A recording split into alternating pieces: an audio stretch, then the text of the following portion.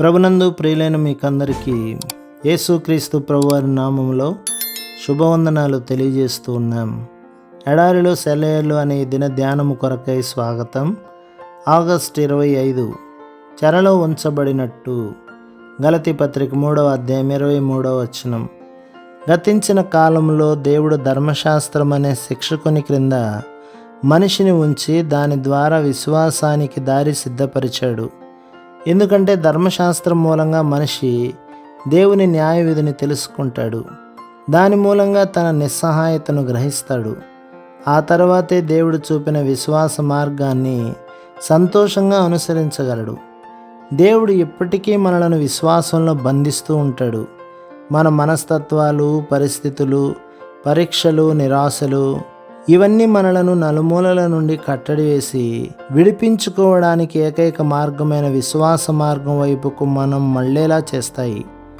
మోషే మొదట్లో తన స్వశక్తి చేత అధికారాన్ని, హింసని ప్రయోగించి తన ప్రజలను విమోచించాలని చూశాడు.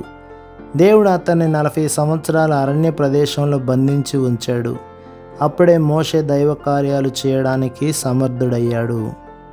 పరిశుద్ధాత్మ పౌలు, శీలలను ఐరోపాలో సువార్త చెప్పమని ఆదేశించాడు. వాళ్ళు ఫిలిప్పీకి చేరుకున్నారు. కొరడా దెబ్బలు తిన్నారు, చెరసాల పాలయ్యారు, బొండ కొయ్యలో బందీలయ్యారు. కారు చీకటిలో ఆయనకు స్తుతిగీతాలు పాడారు. దేవుడు వారిని విడిపించాడు. యోహానును పద్మాసు ద్వీపానికి ప్రవాసం పంపించేశారు. విశ్వాసంతో అతడు బందీ అయ్యాడు.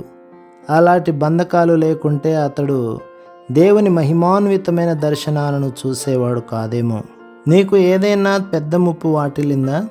ఏదైనా గొప్ప నిరాశ కానీ, నష్టం కానీ, చెప్పలేనంత దిగులు కానీ సంభవించిందా?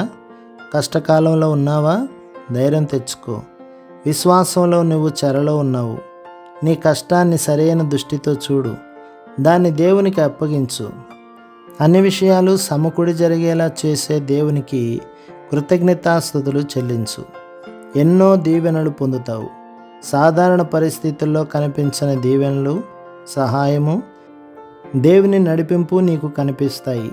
నీ చెరమూలంగా నువ్వేగాక నీ చుట్టూ ఉన్న చాలామంది గొప్ప వెలుగును, దీవెనను పొందుతారు. ప్రభు మిమ్మును, మీ కుటుంబమును, మీ సంఘమును దీవించి ఆశీర్వదించునుగాక. ఆమేన్.